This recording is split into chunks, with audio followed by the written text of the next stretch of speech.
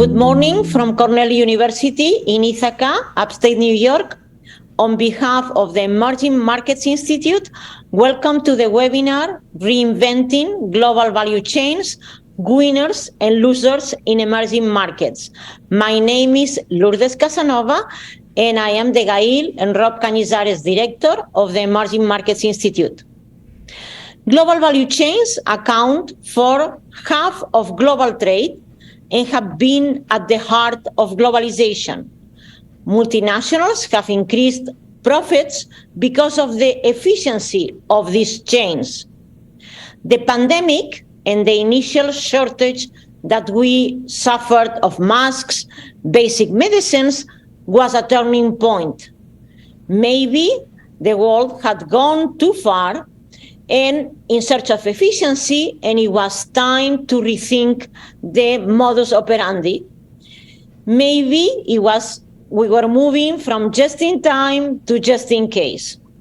Well, we seem to also be moving from a world that was global to a more regional setting. We have to remind ourselves that global value chains have been a crucial driver of development. This theme is going to be also the theme of the EMI conference a week from today at Cornell Tech in Roosevelt Island in New York. So we are inviting the audience to register at www.emiconference.com. But first, let's start today's discussion, and I will pass the word to Ravin Nanda, who will introduce our keynote speaker, Hernan Saenz. Ravin? Thank you, Lourdes, and thank you everyone for joining us today. As we know, value chains represent the intersection of trade, investment, and production, and they significantly drive this increased connectivity of global economies that we've seen over the past decade. In particular, the roles of emerging market economies in fostering this global connectivity and growth through value chains enhancement has grown tremendously over the past decade. We're very excited to host this panel today on behalf of the Emerging Markets Institute, and again, thank you to eCornell for helping us, as always, with our initiatives. It's my honor to introduce Hernan Saenz as our keynote speaker. Hernan Saenz is the leader of Bain's Global and Americas Performance Improvement practice. Within performance improvement, Hernan focused on sustainable supply chains and operations. A 25-year firm veteran, he is also a core member in Bain's strategy, healthcare, and advanced manufacturing and services practices. Now, let's hear some insight from Hernan on his experience and view on different facets of global value chains. So Hernan, in your opinion, what do you think are the major forces or major threats that impact global value chains? Well, first of all, thank you for the invitation to participate. And let me illustrate with a little data what's happening. And so maybe we can project Nicholas with a few slides. But what is happening today is that there is an enormous amount of disruption and volatility. Now, you all know that, but that is creating the need for resilience. And basically, management teams are not quite sure how to do that. And the question is why? So let me illustrate it with a few data points. So let's start with what's happening. So let's go to the next slide. We have a massive amount of turbulence today. COVID, the ports are not working. We do not have semiconductors. There are fires. The US and China have been battling each other in the economic markets. Is that new? I would argue no. If we go back to 2011, we were having similar issues geopolitically. We had wars. We were having healthcare issues. We had Ebola. We had Zika. We had issues in ports in China. We had labor disruptions, etc. In fact, what is happening is not a here and now. It's been building up for a number of years. Our prediction is that it will continue. Now, none of you are surprised by what I'm saying, because you can pick up any newspaper in the world and see this. But let me share what's really concerning about this. So let's go to the next page. This next page basically shows you starting in 1990, so basically about 30 years ago, compares net income growth to macroeconomic or GDP growth. What do you see? We are in a golden age of corporate profits. Profits have never been higher. Lourdes asked the question, have we pushed too hard on efficiency? Well, we have certainly pushed very hard on efficiency, and it is evident here. But as all of you know, when you have high rewards, you have high risk. So what is the risk that we took to do this? That's the next page. We basically have now 3 times the bankruptcy, 6 times the share of zombie firms, basically firms that only operate because they're supported by governmental financial institutions, and at least 50% more volatility in profit on a year-to-year or quarter-to-quarter basis, depending on the firm or the industry. So when there are higher risk and higher rewards, who is actually accruing the benefits and who's paying for the cost of that? And that is the thing that is a little shocking. So let's go to the next page.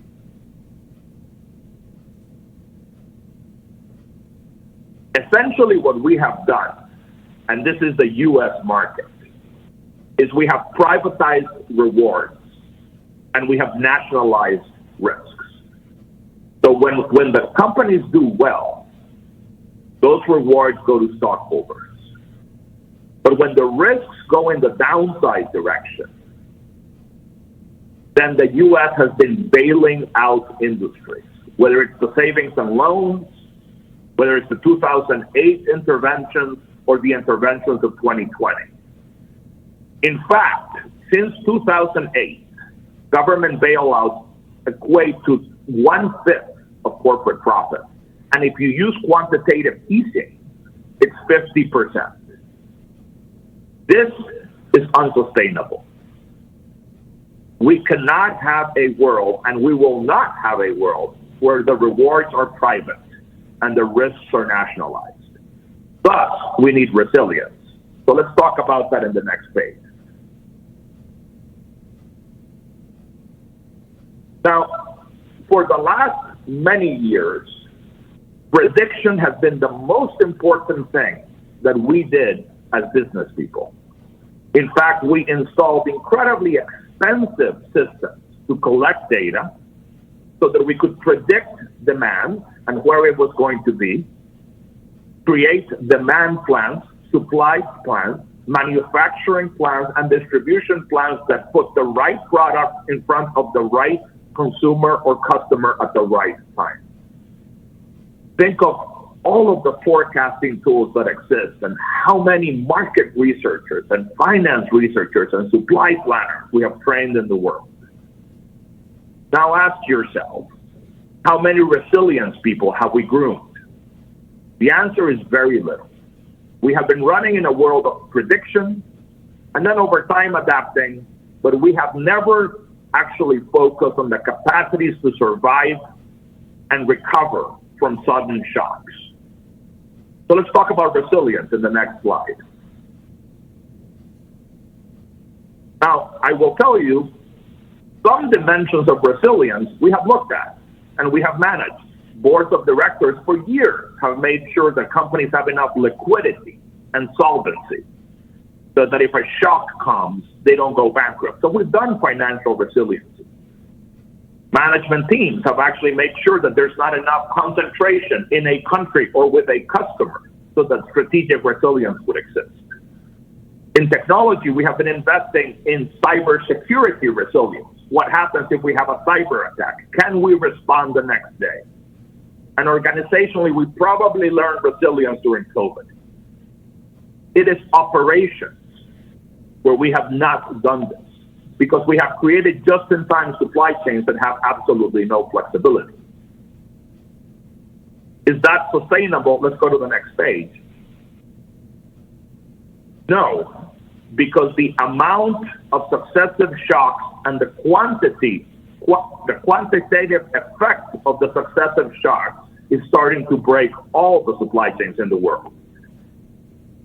So let's actually look at, is that expensive? Go to the next page. It is massively expensive. It is massively expensive. And the reason why it's massively expensive is because you have stockouts, which are far more expensive than excess inventory. And those stockouts take a long time to come back to the market. Here are 5 examples in the recent world. And the time to recover is 8 months, 1 year, many years. You can destroy years of profitability with one of these disruptive events. Again, the government has been covering that. That is not going to continue to happen. So let's go to the next page. What this chart I never expected to see in my entire life.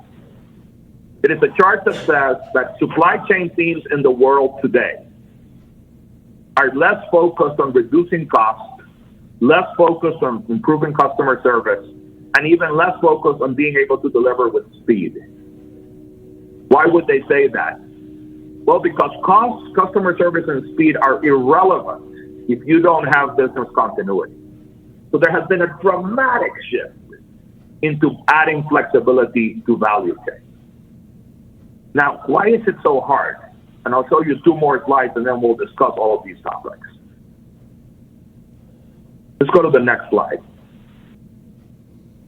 What's so hard is that there is no such thing as absolute resiliency. Why? Because, first of all, you have to do it across an entire massive value chain. And so even if you nail 1 or 2 or 3 of the nodes, there are so many other nodes in play. And so you have to build resiliency across an entire value chain. The product portfolio, the planning operation, the supply operation, the conversion operation, the logistics operation. And let's go to the next page. If you try to make every node resilient, you will go bankrupt. So there is always a balancing act. How much more resilience do I add? Because I am adding costs. Where can I operate? Now, we know today we're in a highly vulnerable supply chain world. Our risk is too high for the resilience we've put in. We've got to move to the right on this page. But if we move too far to the right, we're out of market. We're out of market. So how do the best companies in the world do it? How are they doing it? And this is the last slide I will show you. So let's go to the next slide. In part, of course, it's design. You design flexibility in important nodes. But again, if you add too much flexibility in too many nodes, you don't have a sustainable cost structure. So the next thing you have to do is you put relative resilience in the market or in your firm. And you have to do a lot of monitoring. You have to see when a shock is going to come and you did not build enough resilience. So digital twins of supply chains, of multi-tier supply chains, are becoming the most important monitoring tool. And we'll talk about that later. And the last thing is you have to have a response capability, meaning some shocks will hit you. The question is, does it take you 2 months to recover, 2 days to recover, or 2 years? Let me stop there so that we can discuss this balance between turbulence and resilience. And we can take the slides off. Thank you. Thank you so much, Hernan. Looking forward to discussing this more in a few minutes. I'd like to also introduce into the conversation Dr. Miroux, who is a faculty fellow at the Emerging Markets Institute at Cornell. She has over 30 years of experience in international trade and finance at the United Nations Conference on Trade and Development, where she has specialized in issues related to developing country debt, foreign direct investment in transnational corporations, and tech and innovation policies. So, Anne, I would like to ask you what you think about how can the reconfiguration of global value chains impact emerging economies specifically, and are there any specific emerging economies that are winning or losing with regards to global value chains? Thank you very much, Mihika, and it's a pleasure to be here.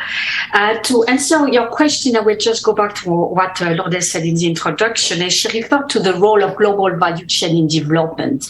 And that's very, very important. And we are going to look at this issue of who is winning, who is losing from that point of view, what impact it has on an emerging market or developing country participation in the global value chain.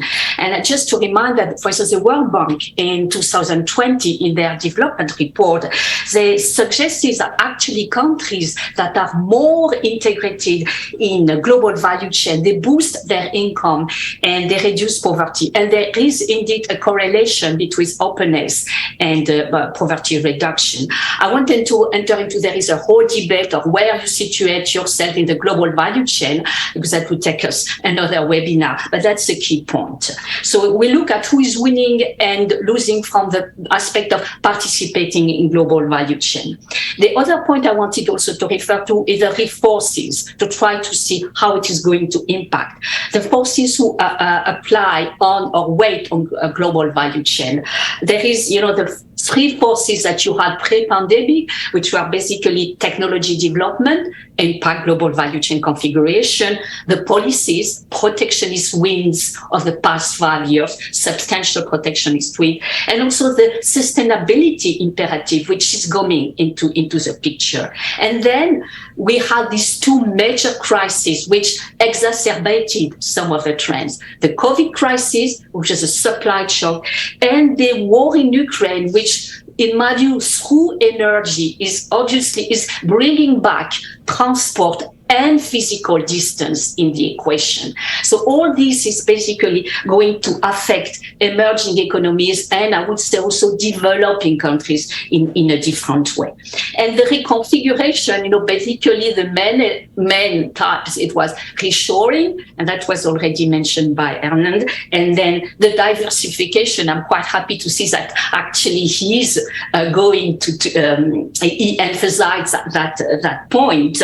And then the nearshoring, because the diversification is actually the one which has been perhaps the selected voice by enterprises for obvious reason. You don't reshore that easily, and actually you don't diversify either. But that's the one which has been apparently more selected, and number of reports show that. But because of the transport issue and the energy parameter, it's a diversification cum reshoring, and it might have an impact on those hubs which are situated far away from the consumer markets in developed economy, for instance. So if we have all these parameters and we look at the different regions, because they all apply differently in regions. If we look, for instance, in the case of Asia, winners of reconfiguration had been, for instance, Vietnam in electronics and garments, and then you had also Bangladesh in garments. And the thing that was perhaps before this new element of transport and physical distance. And so that may change the configuration. I think this changes the whole equation, the transport and the cost of transport in the global value chain aspect. And in that respect, I'd like to just highlight the case of India, which is very interesting because it's a player perhaps in the game which can regain a major position in the region. Because one of the impact is that the regionalization that we had seen emerging in global value chain is most likely going to be even exacerbated or further developed by the two crises, and especially the last one that we are going through. Now, if we took, so that's the case of Asia, and it's really country by country. But I have quoted Bangladesh, I quoted Vietnam, and also India, but perhaps within the region. I'll come back to this regionalization aspect afterwards. Then you have the case of Africa. Africa is in a different situation. Of course, I'm talking about the continent, and I know that within the continent, you have a different position and situation. But overall, a large part of the African countries, they are part of the global value chain in the upstream. So the direct impact now is definitely going to be very different from a country which situates itself in the production and manufacturing aspect. There was a very interesting example in the slide by Hernan. He mentioned, and it refers, in my view, to the case of North Africa, and that's bringing back again the nearshoring and the transport and the distance aspect. He was mentioning, for instance, Morocco as a position, as a country which can be either an alternative or a complement in the global value chain. And I do believe that the potential for those countries in North Africa, very, very small number, maybe there is also again an opportunity.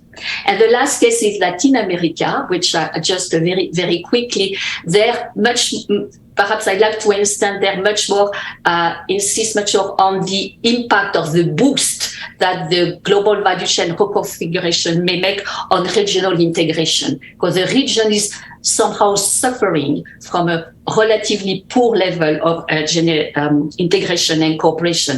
And it's very interesting to see that at the World Trade Organization nowadays, for instance, Latin American countries like Brazil, you have Colombia and Chile and Peru, they are working together to enhance global value chain in agriculture and agri-food products. So it's really giving a boost. And of course, there you have the case of Mexico, which, because again of the proximity aspect and the nearshoring element, may be one of the winner of the reconfiguration. We always have to use the conditionals because the crises are such that actually we do not really know what tomorrow is being made of. But that's more or less a picture that I'd like to give about potential winners and losers. And I know prediction, and that was mentioned a moment ago, as very difficult in crisis times. Thank you so much, Anne. It was very insightful, and it was really cool to hear your perspective. Now I'm going to pass the word back to Hernan. So Hernan, how do you see global value chains evolving in the future from the perspective of sustainability, from a geographic viewpoint, considering factors like those? Very helpful. And I'll probably use some charts again. So Nicholas, if you want to load them up. The first one, you just heard an amazing description of what is happening and could happen in the world in terms of reshoring, onshoring, and nearshoring. There is definitely pressure for it, and it's coming from two places. The first one has everything to do with what we talked about before, which is disruptions. When you have disruptions, and there will be disruptions, you need to shorten distances, because that is one element that allows your supply chain to be more resilient, period. If you are closer to your suppliers, or you are closer to your markets, or hopefully you are close to both, the ability to create a resilient supply chain is much higher. Of course, the second thing that is driving countries and firms to consider reshoring and nearshoring and onshoring is the friction between the largest consumption economy in the world and the largest production economy in the world. We have been seeing a US-China trade war now for 5 years, and it seems to be getting harsher, not easier. And when the largest production economy and the largest consumption economy are fighting, you have an issue. So if you ask literally companies, and we have some of that data in the next page, you will see that they are all, or many of them, thinking about this. So when we surveyed a large sample across industries, literally, are they thinking of reducing their exposure to, say, China, the number one production economy? You see that 50% plus are saying, yeah, we're definitely we're gonna onshore or we're gonna nearshore. And why? That's on the right-hand side of the page. Look, it's proximity to the supply base and the manufacturing ecosystem, or proximity to the customers. Now, this is easier said than done. let me be clear. Let's go to the next page. People say, well, let me nearshore, right? Or onshore. So I'll buy a plot of land, build a building, and put equipment on it. It's not that easy. It's not that easy. Why? There is an ability of key assets and capabilities, what we call, or I call, a manufacturing ecosystem that is built around factories. And when you build a factory without that ecosystem, you can't produce, or at least you cannot produce competitively. So in order to move production in any direction, you need to really understand if there is an ecosystem with where you can build it. The reality is the cost economics are going to go up. And the question is, do they go up too much? And so you have to think about them. Again, there are resilience components that you have to think about. There's also geopolitical stability. If Europe wanted to onshore today, it can't do it because it may not have enough energy to do it. Literally, energy to power the plant.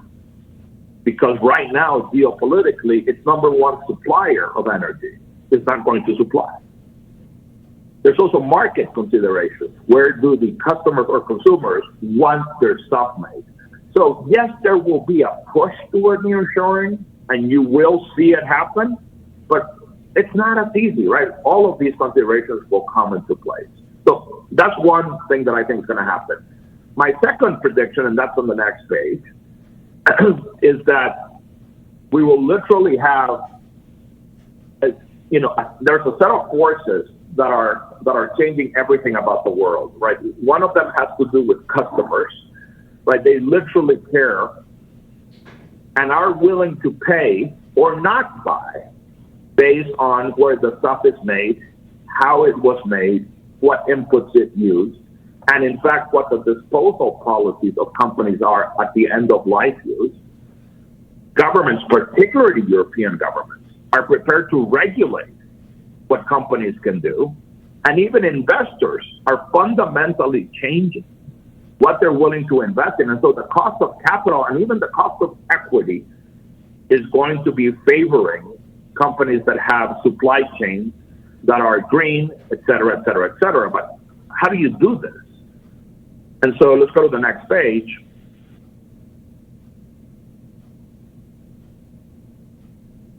My hypothesis is we are going to need better data and full traceability. Why am I saying that? Because we're moving from a world on the left where supply chains, global value chains were managed with a very simple tool called EOQ, economic order quantity, where you basically were sort of just trying to trade off cost, inventory, and service quality. All of the data was inside your organization. It was not very complicated, etc. You are now in the new world where you still need to reduce costs, reduce inventory, and improve service. But you also have to fight the Amazon effect of responsiveness, customization, and personalization, increase resilience, decarbonize, become more circular, et cetera, et cetera, et cetera. How do you operate in the world on the right, not the left? You need the data. There is no way not to have the data. In fact, here's a prediction. Now, I'm an economist, so my prediction will be wrong, but let's go to the next slide. My prediction is that companies, no, let's go back one. Companies that actually have traceability will operate on a completely different performance curve. Just like, digital assets became far more expensive and highly valued than analog assets. Companies that have traceable value chains will become far more valuable in markets. Why? Because they will be more resilient. They can see where the problem's going to be and fix it ahead of time. They will be able to find waste and therefore create efficiency. They will create amazing new business models.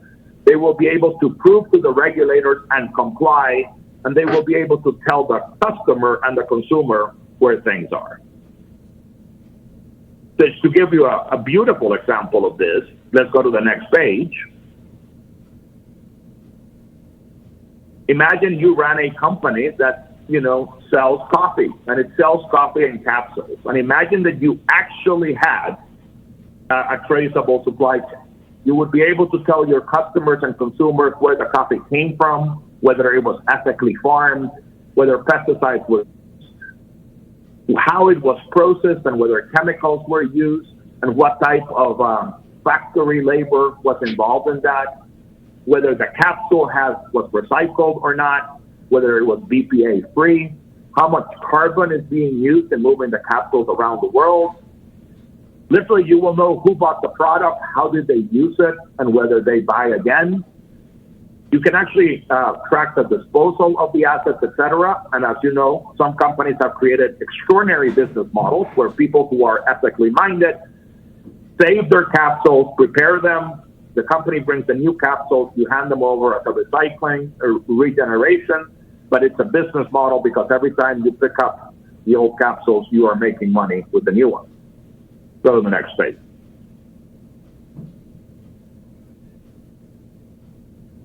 So, at this point in time, let me give you again data from a large sample. We have about 99% of companies that have actually said that they need and require fully transparent, traceable value chains, multi-tier, upstream and downstream. But we are nowhere close to where we need to be. 60% of companies are what I call in the red. They're still exploring proof of value. 30% have a few discrete application areas, but not scale. It's 15% of the market that is being able to deliver traceability. So the second thing that I expect is traceable supply chains will be the competitive advantage of the future. Let's go to the next slide. The last prediction is that I think we need to move and will move from a linear supply chain world, linear global value chain world, to a circular one. On the left is what we have today. We have a linear economy. As our population grows, our economy grows, and as that happens, we extract more from the earth to produce that. I believe that we need to decouple economic growth from resource consumption, from resource utilization. If we did that, we could reduce 50% of the climate impacts. We could actually reduce a massive amount of the biodiversity loss. Just to give you some data, and it's on the next page.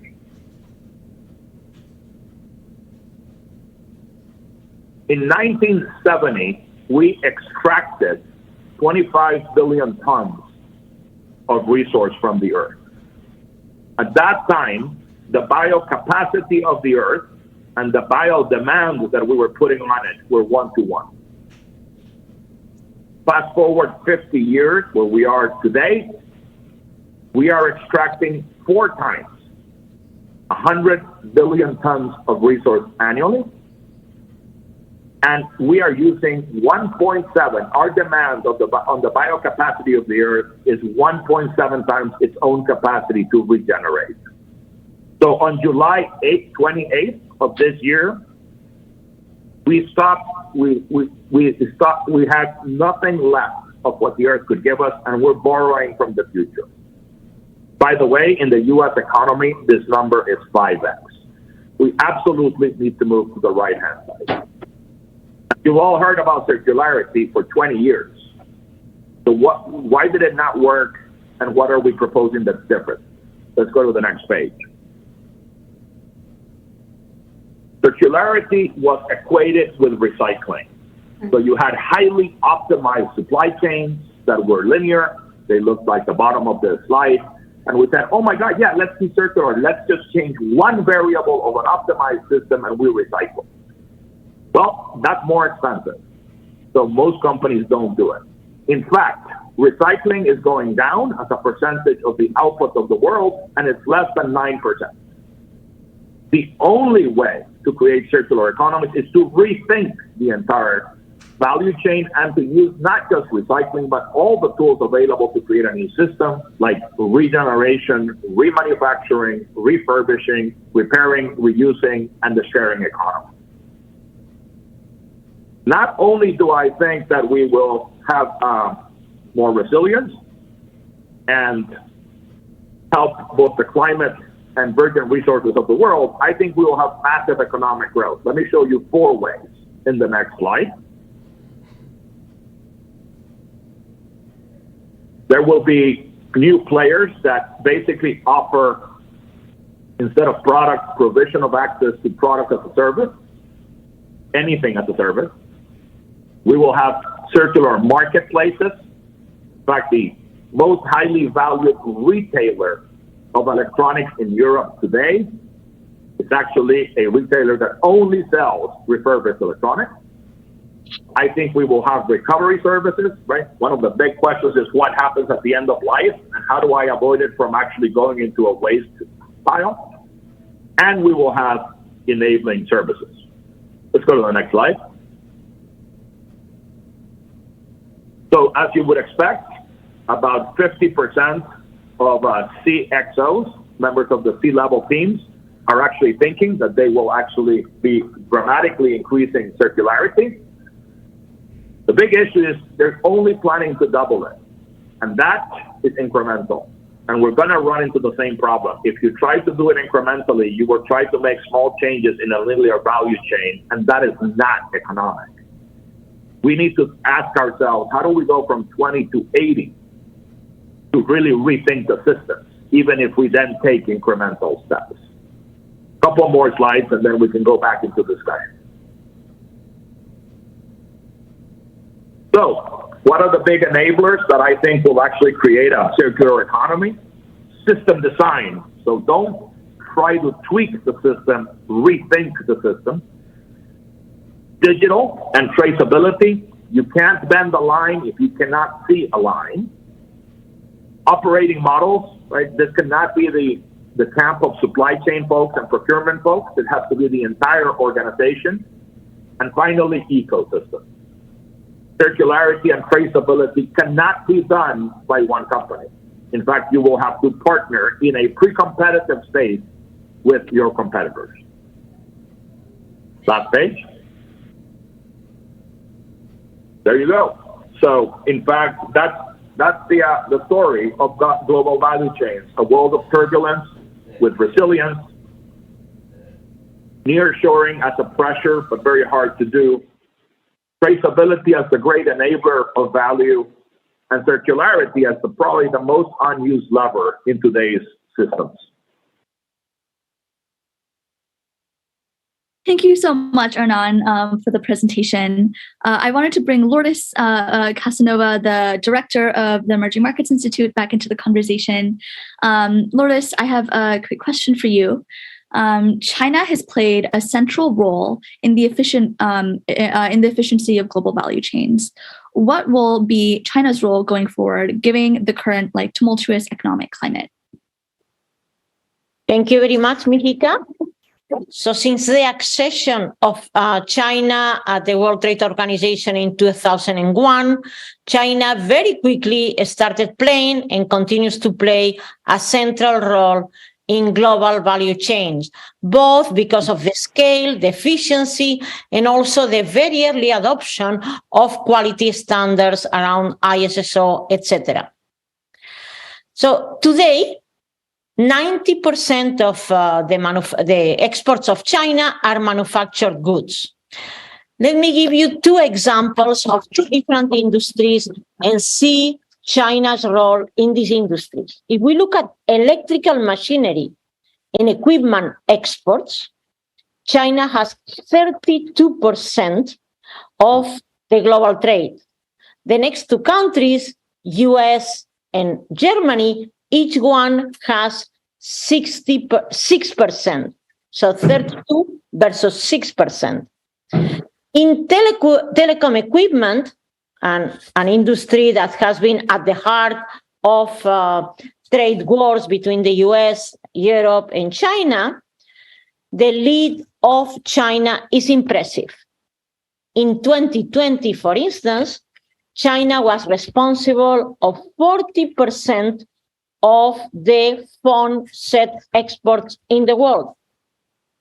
Vietnam, that has been for many years a manufacturing hub of Samsung phones, exports 11%, has 11% share of the global exports of phone sets. But at the same time, China and Vietnam continue to be very intertwined because China, and much less so Korea, but mainly China, is Vietnam's largest source of phone parts. In the middle of the US-China trade war, what has been the impact of China? Has China's share of global trade has gone down or up? According to World Bank data, has gone up. So between 2019 and 2021, the last data from last year, China's share of global trade has gone up 3 percentage points from 13% to 16%. As Hernan said, easier said than done. The intentions are there.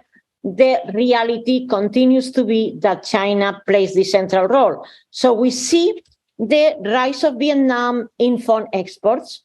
As Anne mentioned, Bangladesh, Morocco, and other countries in textiles, but global value chains have taken years to be organized in an efficient manner for reasons including the pandemic and other ones that societal demands, as Hernan very well explained. There is a need of a restructuring and a reorganization. But the situation is not easy to untangle. How do you create these manufacturing ecosystems that Hernan mentioned, while most of them are in Asia? Central in Asia is China. So there is a need. The reasons are there. It's clear to bring back manufacturing capabilities back home, but not easy to untangle. And for the time being, I believe that China will continue to play a central role in global value chains. Back to you, Ravin. Thank you, Lourdes. I just have a quick question for Hernan. Where do you see financial flows changing with the reconfiguration of global value chains? Yeah, great question, Ravin. And it depends on how you interpret the word financial flows. Whether you mean where will the investment in global value chains go, or how might the trade flows across countries flow. But I'll address both of them. I think from a geographic perspective, as you've heard beautifully described by my fellow panelists and by Lourdes, we will see some onshoring, probably not economically driven, but politically driven. And the politics may create subsidies. And we will see nearshoring, more economically driven. So you will see countries like Mexico benefit from proximity to the United States. You will see parts of Africa benefit from their proximity to Europe. You will see places in Asia, Southeast Asia in particular, benefiting from the proximity to China, but an alternative in terms of geopolitics. So you will see different places getting. My hope. So what does that mean? That means we're going to industrialize a different part of the world. Think about that from a macro perspective, from a human history perspective. It's already happening. But the question is, are we going to industrialize with the Western model like we did with China? Or can we figure out a different way to industrialize, right? That does not have linearity, for example, associated with it, but instead creates circular models. That doesn't actually have an issue with externalities, where we can price in the externalities.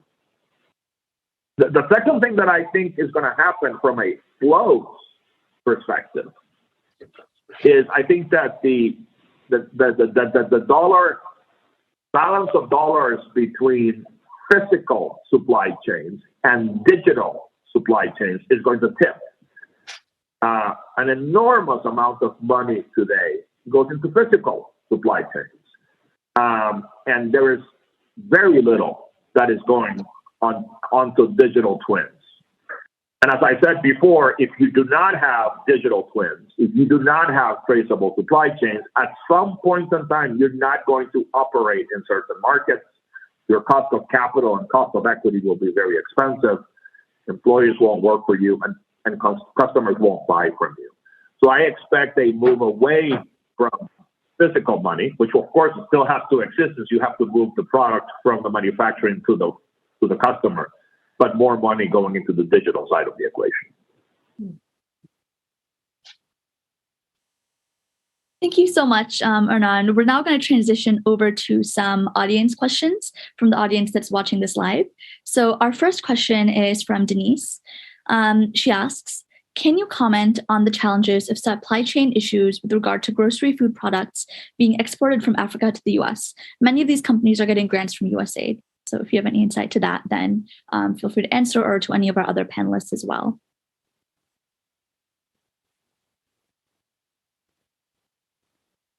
Well, I think, there are, we are talking about regional global value chains, the need for nearshoring, but there are certain products that you have to source them where they are. So from natural resources, minerals, oil. If you don't have oil, India doesn't have much oil, needs to buy oil. So these value chains or these trade flows will continue to be very global, and definitely agricultural products will be global. U.S. imports agricultural products mainly from Latin America, also other ones from Africa, and this will continue for sure, because when you don't have one, when you need to import avocados from Mexico, or you don't have enough corn, or agricultural flows that go a lot to China as well, this will continue because you need them, and you need to import wherever they are cultivated. Thank you so much, Lourdes. The next question to any of our panelists from Dan, and he's wondering, if there's so much volatility, could we see volatility in prices in both directions with regards to inflation and deflation cycles?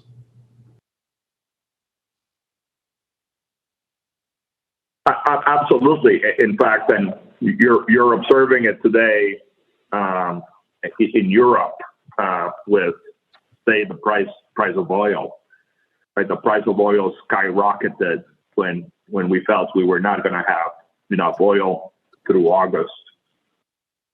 Then we've had a much warmer September and October in Europe than we expected. Our storage capacity is now full. The price of oil, I think a day ago, was actually negative. That's one commodity. But yes, I mean, with volatility, right? Again, your ability to predict, if you don't add resilience to your supply chains, your ability to predict is terrible, because you're assuming a just-in-time set of systems that doesn't work. And so you can have underproduction, and the underproduction will, of course, lead to price increases. Like, look at the price of cars today, because we don't have chips. But, some firms, right, are going to create massive amounts of inventory because they don't want stockouts, because the price of a stockout is more expensive than extra inventory. And if multiple firms do it in the industry, then you actually oversupply the market. And then you're going to have prices go down. So yes, you should expect also price volatility associated with supply and demand dynamics, mostly on the supply side. Shocks on the demand side that are that brutal can only come from government regulation. Awesome. Thank you. Our next question from Gladys. What are the top countries in nearshoring, and what are the ones which see high returns? And maybe you can, do you want to? I did not hear the second part of the question, but the first one is that what are the top countries in nearshoring? I mean, it's very much related to where you are looking from. For instance, from Europe, the nearshoring very good candidates, as I said a moment ago, are North Africa. It depends where are your markets. If you are talking developed markets, the nearshoring for Europe would be Africa, and for the US and Canada would be obviously Latin America. So as I said, you have to put that back in the context of regionalization, which we mentioned a month ago. And I think that's where we are going that's where we are going actually right now. Not only because of the forces we mentioned, but also because there are a lot of efforts at the political and policy level with a large number of regional trade agreements in Asia, in Africa. You have the African Trade Union Agreement, which was signed 2 or 3 years ago, which is some kind of a revolution on the continent. So I think that's really what is really going to impact the trade relation. And you have to look at nearshoring from that point of view within a particular continent. Great. Thank you so much, Anne. Our next question is from Ashish. Does growth of an economy affect the way supply chain is dealt with, or is an equilibrium always established in the long run? I think, could you please repeat the question, Ravi? Sure. Does the growth of an economy affect the way that supply chains are dealt with, or are equilibriums always established? So I think the question's thinking about the short-term equilibriums versus long-term equilibriums that supply chains are affecting. I think Hernan has covered extremely well the different ways global chains are affected.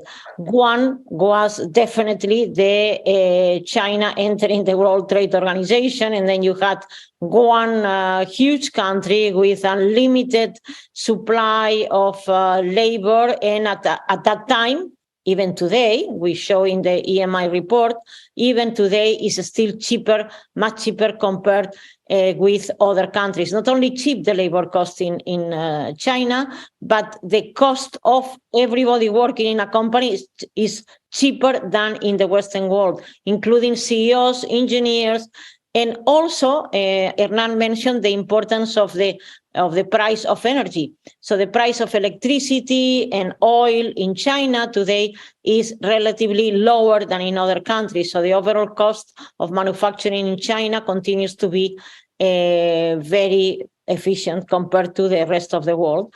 So then what happens is that China has continued to play this, what I said, this has been a very central role in the global value chains. And obviously, when there is economic growth in Europe and the US, definitely there is more demand for products, and then the need for manufacturing efficiency continues. Hernan, I wonder if you wanted to complement what? Yeah, no. What might I add here? First of all, an economy that if there's a disturbance, an economy that does not have government intervention, right, goes from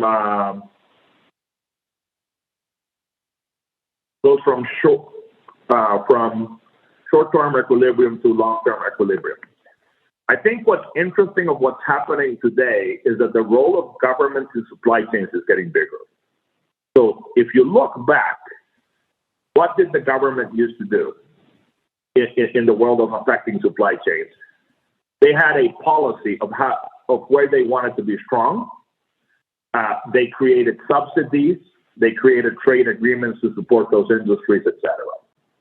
And the difference between short and long-term equilibrium was that less of those policies and the strength of those policies. How are governments acting? And the question of nation state and supply chain, how's that changing? The big change is that during COVID, we realized that there were certain resources we did not have access to. There are certain industries that were considered critical to the well-being of a population. And so the decision that is happening now is literally to nationalize certain industries. And so that is fascinating. And it has to do a little bit less with economic growth, but it has to do with the concept of the nation state. And we will see, right, very different equilibriums economically driven by those nationalistic policies. Just if I could intervene, then I think Hernan has really highlighted a very important point. We are talking about the reconfiguration process of global value chains, but we also, going deeper into the subject, we really have to go at sectors.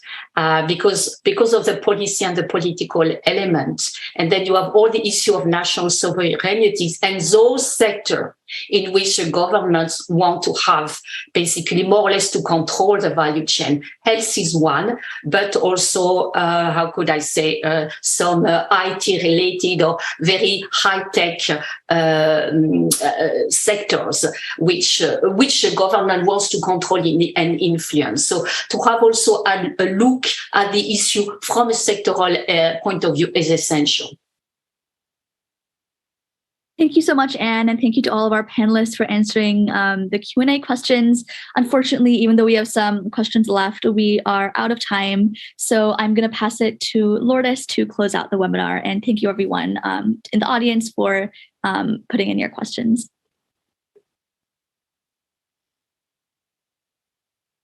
Yeah, the right moment to close with the thought that at the end of the day, governments are back in business, geopolitical issues are back in business, and that's a new moment that we live in the business world. Thank you to Ravin Nanda and Mihika Majate, both seniors at Cornell's College of Arts and Science, majoring in economics. So a lot of work to do, Mihika and Ravin, when you graduate, because as you see, there are many, many different issues we all will need to deal with. And also research fellows at the Emerging Markets Institute.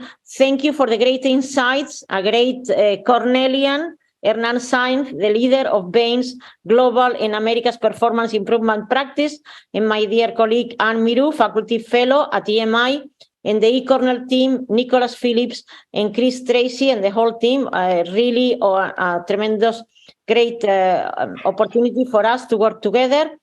We hope also that the challenges, but also the opportunities that reinvention of global value chains in a more sustainable way, with plenty of politics in between as well, will be also the opportunity for inclusive growth in both the West and emerging markets. And looking forward to continue the discussion during the EMI conference next Friday at Cornell Tech. And please register www.emiconference.com. Thank you all and have a great weekend. Thank you.